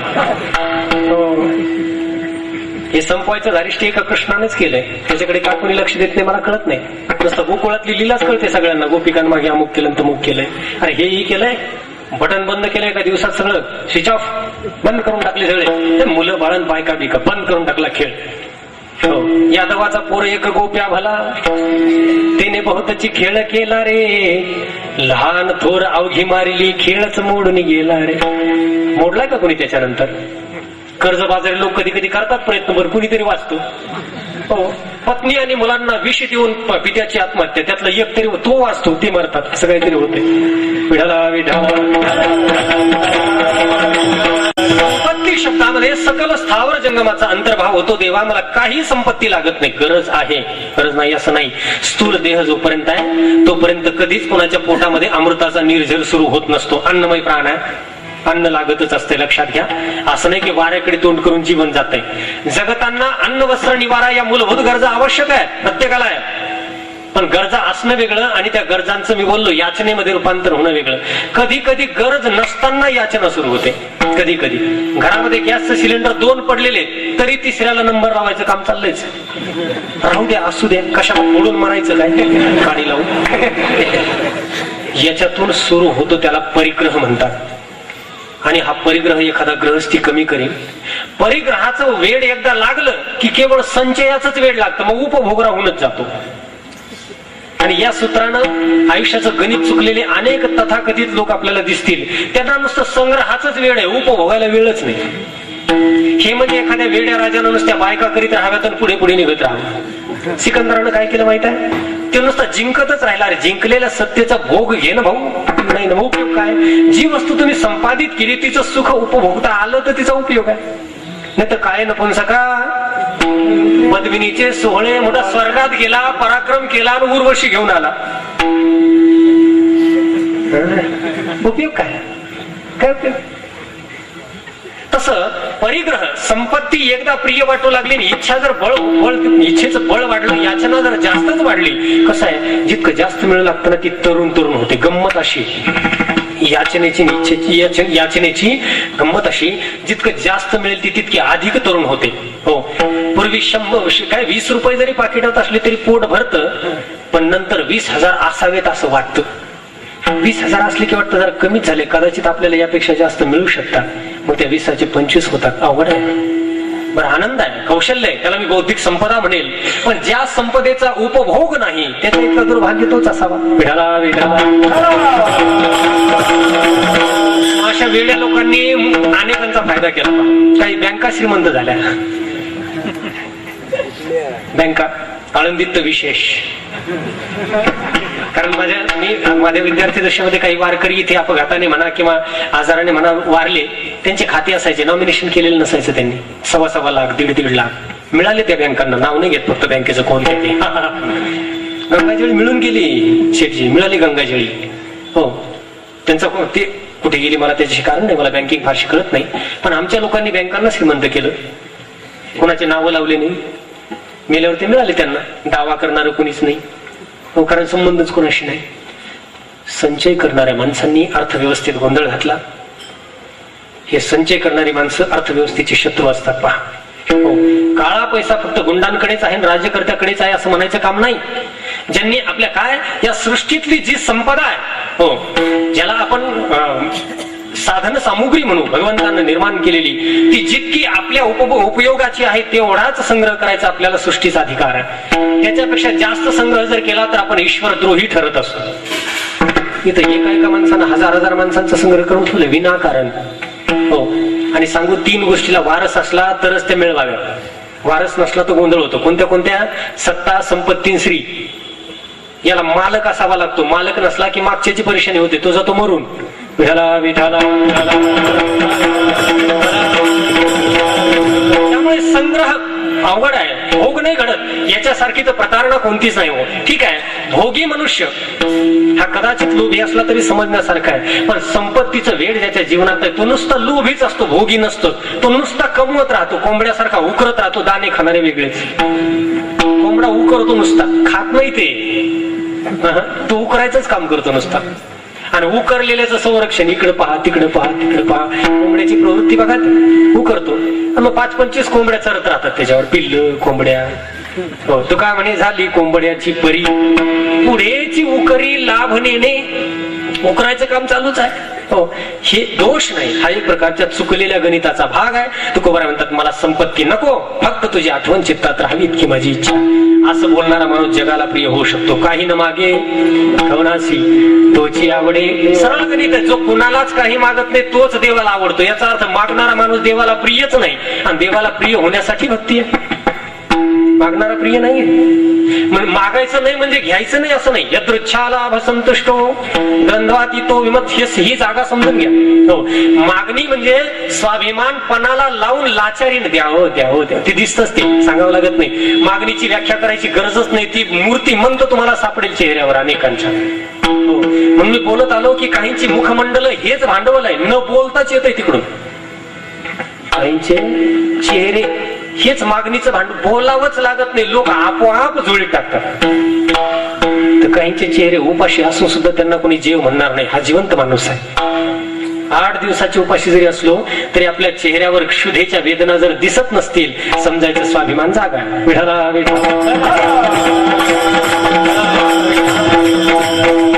खाऊन पिऊन चेहरा बेजारच, किंवा मी यार होते तो सुरतच वैसी सवय होऊन जाते होती नंतर. मग तो चेहरा कायमचा तसा होतो, कायमचाच. मग प्रफुल्लितता आता सोडा, पण जवळ एसटीत बसलेल्या माणसाला वाटतं उभं राहिलेलं परवडेल याच्यापेक्षा. काय नाही जरी कोणता चांगला चेहरा दिवसभरात पाहायला मिळाला तरी असा तर भेटू नये. प्रसन्न चेहरा पाहायची इच्छा असते, देवालाही तिची इच्छा आहे. म्हणतात नाही पाहिजे मला संपत्ती तुझी, नाही पाहिजे, पण यदृच्छेनं अर्थात माझ्या प्रारब्ध प्रयत्नानं मला उपलब्ध होत असेल तर ठीक आहे, पण त्याच्यासाठी विशेष, कारण मागणी ही क्रियाशून्य माणसाचंच लक्षण आहे. क्रियाशील मागणी करीत नाही, तो संपादन करीत असतो. क्रियाशील मागेल कशाला? हो, साधक माझ्या पुढे सरळ सरळ, आपण पुढे मागे कीर्तनकार होणार आहेत, काही कीर्तनकार आहेत, काही होणार आहेत. एक वाक्य सांगू मी, आपलं कीर्तन संपल्यानंतर जर आपल्या पाकिटात 100 रुपये असतील तर आपली लाज आपल्याला वाटावी की आपल्या कीर्तनाची लायकी 100च रुपयाची. बोलायचं कामच नाही, ती लायकी सिद्ध होते तिथे. आणि त्याच्यात जर 5000 असतील तर समजायचं आपलं कीर्तन 5000च्या लायकीचं आहे, आपल्या लायकीनुसार मिळणार आहे. यदृच्छा लाभ संतुष्ट. कीर्तन 500 रुपयाच्या लायकीचं करायचं नाही, शिवाय कमी घेतच नसतो. हे मूर्खपणा झाला. तुला जे दिलंय ते तुझ्या लायकीप्रमाणे बरोबर दिलेलं आहे, त्याच्यामध्ये तक्रार करायला जागाच नाही. हो, फारच वाईट वाटत असलं तर सांगायचं, हे पहा, हे तुमचे घ्या आणि माझे अजून याच्यात 1000 सत्याला माझी देणगी. ते लोक स्तंभित होतील, ते म्हणतील सापडला बाई एक तरी जिवंत कीर्तनकार. विठाला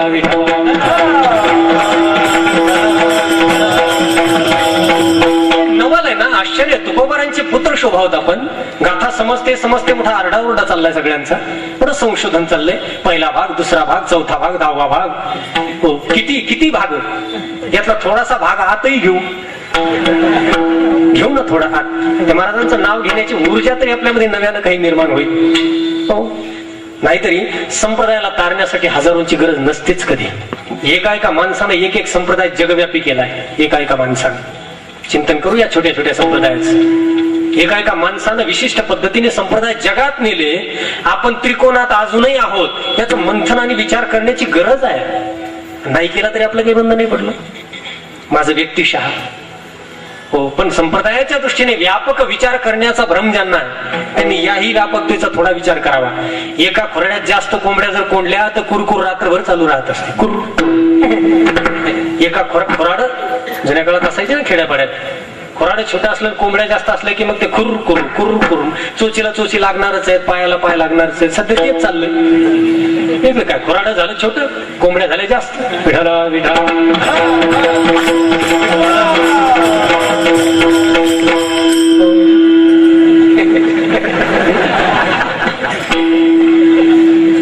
वर्ष झाले भाऊ बारकाईनं अभ्यास करतो या गोष्टीचा. ऐकत असतो, अभ्यास करीत असतो, काय चाललं काय नाही. चिंतन करावं. आपण आपल्या घरी यावं, महाराजांची भाषा समजून घ्यावी, माझं इतकंच म्हणणं आहे. हो, कदाचित माझ्या समजण्यात चूक असेल तर मला समजून द्यावी. हे काच म्हणतात मला संपत्ती नाही पाहिजे. मुलं बाळ नाही, मारून टाकले काय त्यांनी? मुलं बाळ नाही त्यांना, आहे पत्नी आहे. आणि मुलं बाळ नसणाऱ्यांच्या सुद्धा मागण्या संपत नाहीत. त्यांना तर आहे. पोटीना पाठी लागली काठी, त्यांच्याही मागण्याला दम नाही. मागणं पुढं गोसाई रड, त्यांच्याही मागण्या प्रचंड चालल्या. त्या बाबाला सगळं आहे. मला आश्चर्य काच वाटत नाही, मला कळत नाही. तुम्ही कानाआड टाकता का या अभंगाला? कानाआड टाकून चालणार नाही. ते का म्हणतात देवाला, मला तुझी संपत्ती लागत नाही, मी तुला संपत्ती मागत नाही. तो नाही पाहिजे मला, तो काहीच नाही. हो, अनिक नाही काही मागणे, अनिक नाही काही मागणे,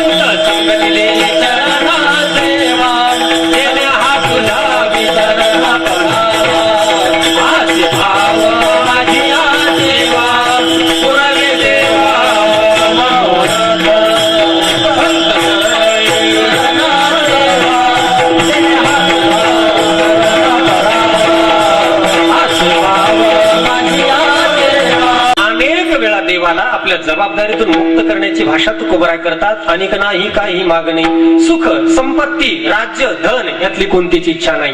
ज्यानं तुला साकडं पडेल अशी माझी मागणी नाही. याचा अर्थ देवाला साकडं पडतंय, पडणारच आहे. कर्मापेक्षा जास्त त्याला देता येत नाही, तो नियमानं बांधलेला आहे, त्यानंच केलेला आहे.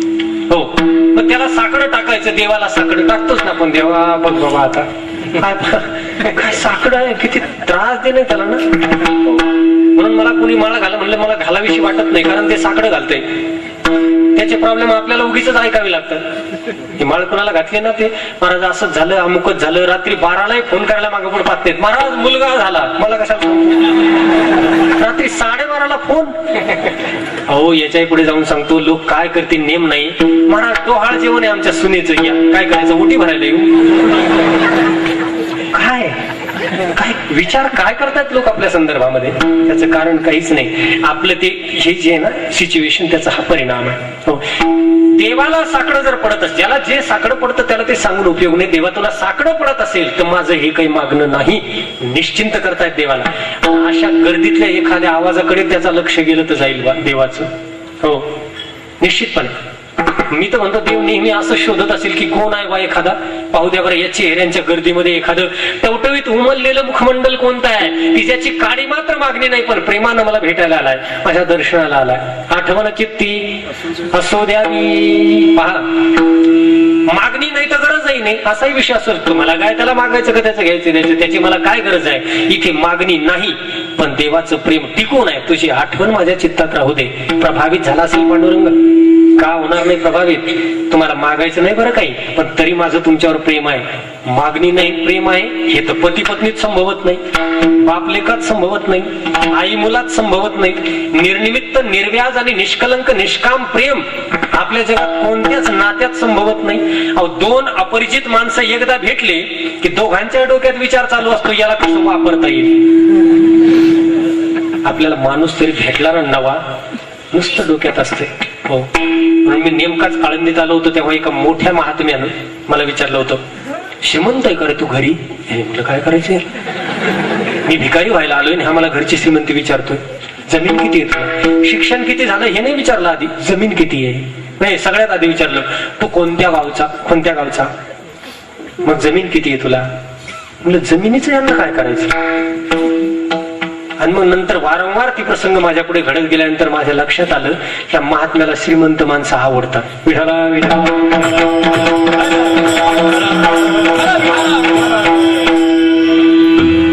म्हणलं काय कारण आहे, एखाद्या महात्म्याला श्रीमंत माणूस आवडायचं काय कारण आहे. उघडच आहे, कधी वापरता येईल, कसा वापरता येईल आणि कुठं वापरता येईल. दोन माणसं, एखादा माणूस चांगले आसामी भेटू द्यावं, जणू काय गळाला मासा लागला. इथं देव भेटला त्यांना, ते म्हणतात काही नाही पाहिजे, टेन्शन घेऊ नको, तेव्हा प्रेम आहे मात्र या चित्तात तुझी आठवण राहू दे. आठवण चित्ती असो द्यावी, 3 अर्थ होता त्याच्यात. हो, माझ्या चित्तात तुझी आठवण वसू दे, तुझ्या चित्तात माझी आठवण वसू दे. आठवण चित्ती असू द्यावी. मला पण तू आठवणीत ठेव की मी तुला काहीच मागितलेलं नाही. काय तू या सगळ्या गर्दीत मला विसरू नको की मी तुला काही न मागणार आहे, मला तुझी संपत्ती नको, ही आठवण तू पण राहू दे. दुसरा अर्थ, तुझी आठवण माझ्या चित्तात नित्य स्मरण राहू दे. आणि तिसरं, कायम मी कधी आलो की लक्षात ठेव मी काही मागायला आलेलो नाही, तुझं काही मागत संपत्ती आठवण चित्ती असू द्यावी. कुणी म्हणेल संपत्ती नाही मागत तरी तुम्हाला त्याच्यापेक्षा मोठं मागायचं असेल. कारण काय होतं, कधी कधी मोठ्या फलाच्या प्राप्तीसाठी लहान फलाचा त्याग माणसं करीतच असतात. असे धूर्त हुशार माणसं आहे. जुन्या काळात एक प्रथा होती आपल्यामध्ये, सगळे आपले आपण बोलायला काही हरकत नाही. काही अशा विभूती आपल्यात होऊन गेल्या आहेत. हो, एखाद्या गावी कीर्तन करून आल्यानंतर त्या गावच्या लोकांना इथून मनी ऑर्डर करायची.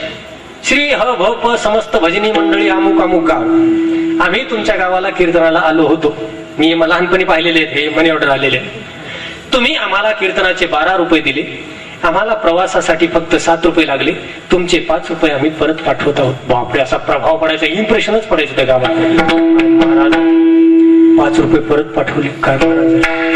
पण ते छोट्या फलाचा त्याग याच्यासाठी करायचा होता की एकदा माणसावर इम्प्रेशन पडलं की मग कोट्यावधी जमा करता आले. याला म्हणतात धोत्राला गाठीन बँकेत कोटी, नवं स्लोगन आहे. हे मी निर्माण आहो, नव्या पिढीतले कीर्तनकार गाठी नाही मारणार, ती इस्त्री करूनच कपडे घालणार, पैसे नसतील त्यांच्याकडे. हो, मला आनंद वाटतो की एक स्वाभिमानांची फौज संप्रदायात नव्यानं निर्माण होते. फक्त प्रस्थापितांना धक्के लागतात, पण काळजी करायचं कारण नाही. विठाला, विठाला.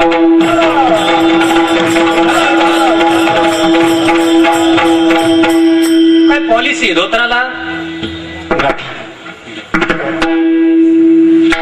पण हा फॉर्म्युला चालला हो काही दिवस. 2020चा जमाना आहे. तुम्ही लोकांना जास्त काळ वेळेत नाही काढू शकत आता. पुढच्यांनी हे कॉपी करू नये, तिथनं कॉपी केली तरी चालतील, पण धोत्राच्या गाठी कॉपी करू नका. हो, चाली कॉपी केल्या तरी चालतील, पण चप्प्या कॉपी करून काय होणार नाही. इथे बाप दाखवणे ते श्राद्ध घाल, तुझ्या जीवनात काय परिणाम आहे ते दाखवत. तू कशा कोणत्या स्थितीवर जगतोय, हो ते बोलावं लागणार आहे. नाही तर तीव्र विद्वत्ता, मार्ग दिसावा जीवनामध्ये, मार्ग दाखवता यावा. म्हणून तुकोबारांच्यावर हा आक्षेप येऊ शकतो की तुम्ही संपत्ती नाही मागत, पण तुम्हाला मोक्षाची गरज असेल. याला तर मोजतच नाहीत होते. तुकोबारांनी मोक्षोपादक जेवढं म्हणून काही तत्वज्ञान आणि मार्ग आहेत, मोक्षाचं अप्रूप आणि कौतुक ज्यांना आहे, हो त्या सगळ्यांना एकाच आठवड्यात बांधलं. परवा काहीतरी अभंग झाला, मोक्षाचे तो आम्हा नाही अवघड, तो असे उघड गाठोडीस, तो आमच्या मुठीत आहे. हो गाठोडीत आहे, आम्ही कधी गाठोडी सोडून मोक्ष खात बसू, जेवण सोडल्यासारखं. हो, पण भक्तीची आवड आहे. कुणी म्हणेल तुम्ही संपत्ती मागत नाही, मग तुम्हाला देवाची भेट पाहिजे असेल, किंवा तुम्ही देवाला तुम्ही असं म्हणत असाल की मला वैकुंठाला घेऊन चाल. तुकोबाराय म्हणतात, तुला मी त्रासही देणार नाही, मला कुठे नेऊ नको. मला माहित आहे की माझा कर्मभोग संपल्यानंतर मी तुझ्यापर्यंतच येणार आहे. म्हणून या पायाचं अनुसंधान टिकवत टिकवत भोग सरल्यानंतर मीच तुझ्याकडे येईल, तू जागा सोडू नको.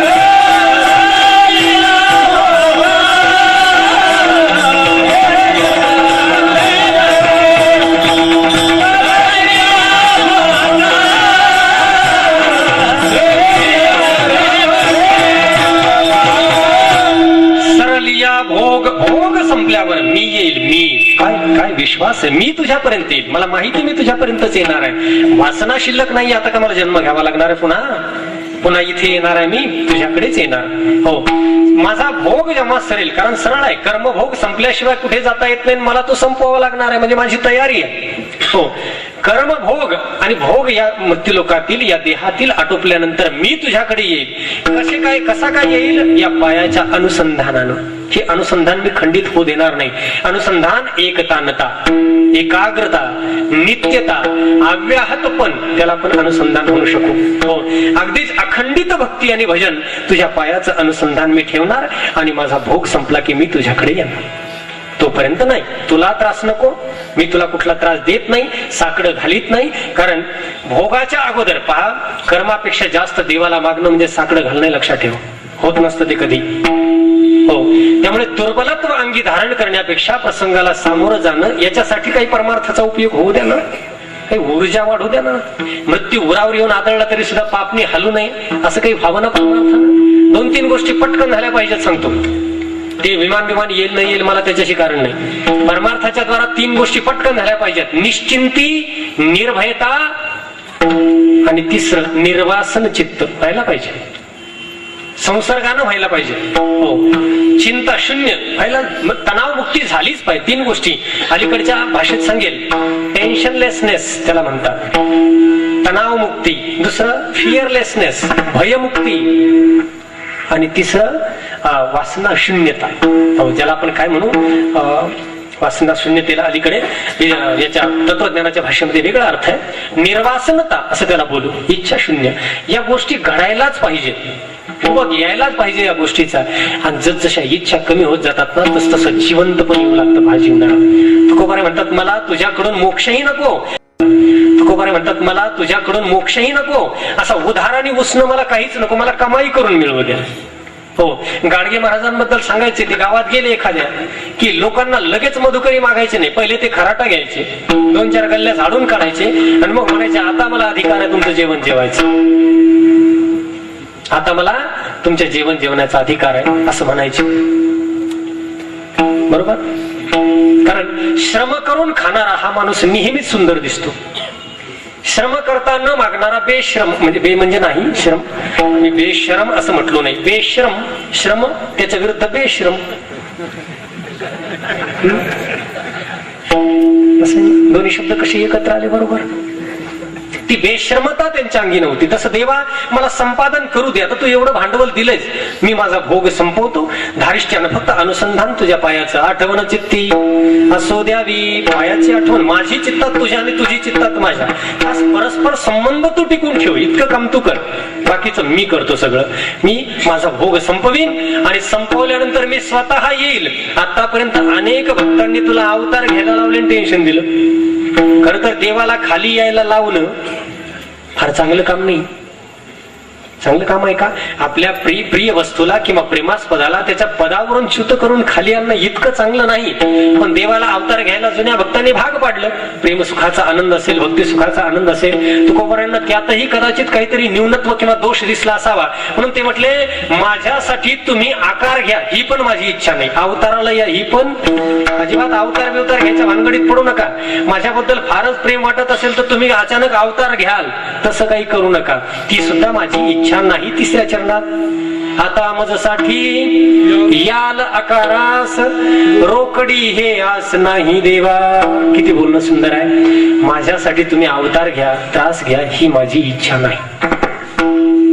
रोकडी टक्कळ स्पष्ट, हो रोकडी अगदी ताजी, ज्याला आपण म्हणू रोख, ही सुद्धा इच्छा नाही. ह्या बोलण्याचे अंत पाहण्याचा प्रयत्न आपण सर्वजण करू. आपण चिंतत आहोत. हो, मला दिसलेली गोष्ट आतापर्यंतच्या 10-12 वर्षात की ज्या गाथेचा बारकाईनं अभ्यास व्हायला पाहिजे, भावदर्शनात्मक अभ्यास व्हायला पाहिजे, ती गाथा अभ्यासक्रमात नाही. किती हास्यास्पद आहे.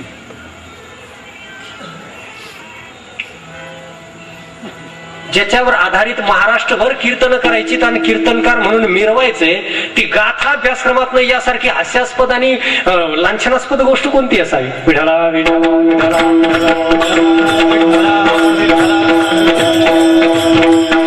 आणि ती अभ्यासक्रमातही नाही. हे कीर्तन हे कोणत्याही अंगानं कधी शिकवलं जात नाही. त्याची परीक्षा, हे मला न सुटलेलं कोड आहे, जे शिकवलंच नाही त्याची. तुम्हाला कधी वाटलं नाही असं? म्हणून तर आम्हाला वाटलं, म्हणून तर आम्ही काढून घेतला अर्ज आमचा. जे शिकवलं जात नाही त्याची परीक्षा.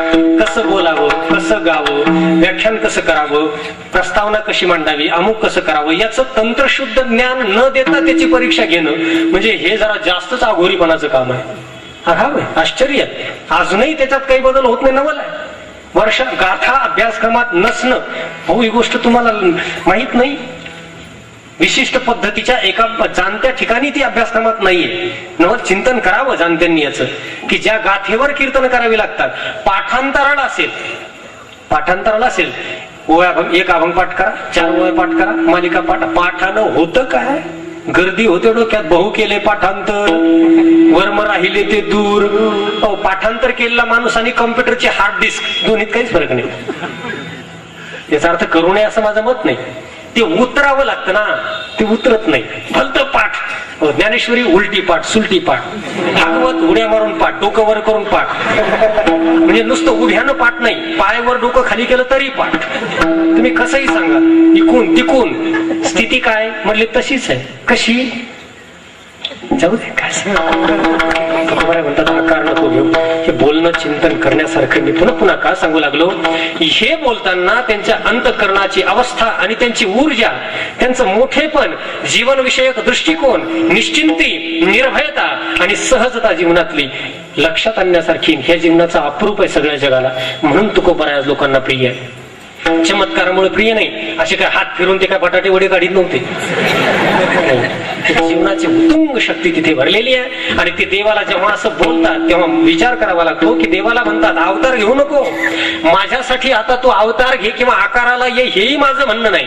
मीच माझं संपल्यानंतर येईल. आणि सरते शेवटी देवा तुला सांगतो की माझं एकच म्हणणं आहे, या मुखामध्ये तुझं नाम असो राहो, ते नित्य राहिलं की मला काय दुःख काळ देणार आहे. इथे काळ हा शब्द आयुष्य अर्थी, मृत्यू या अर्थी नाही. हो, तुझं नाव मुखात राहू दे, इतकं टिकलं की मग माझं आयुष्य, माझ्या आयुष्याचा उरलेला काळ मला काय श्रम देणार आहे आणि काय दुःख देणार आहे त्याला म्हणून देत राहा.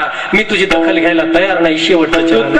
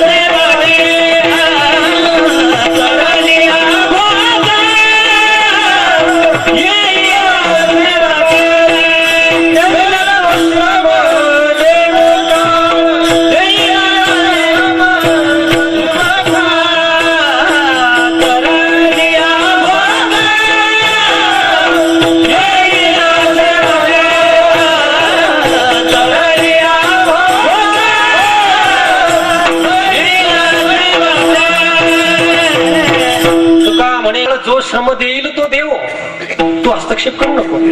माझं आयुष्य मला काय दुःख देईल, काय माझ्या जीवनात प्रसंग वाढून ठेवलेले ते असू दे, हे काय मात्र मुखामध्ये तुझं नाम टिकू दे, इतकंच मागणं आहे. सामान्य आहे, अत्यंत थोडं दिसताना, परंतु त्यातूनच त्यांना ती ऊर्जा प्राप्त झालेली आहे. या भक्तीतून, या नामचिंतनातून, या अनुसंधानामधूनच ही भाषा त्यांच्या मुखी आलेली आहे. अगोदर हीनत्व किंवा दुर्बलत्व महाराजांच्या जीवनात दिसतंय काही ठिकाणी प्रारंभीच्या अनुभवावरून, अभंगावरून, पण हे परिपक्वतेचं बोलणं आहे.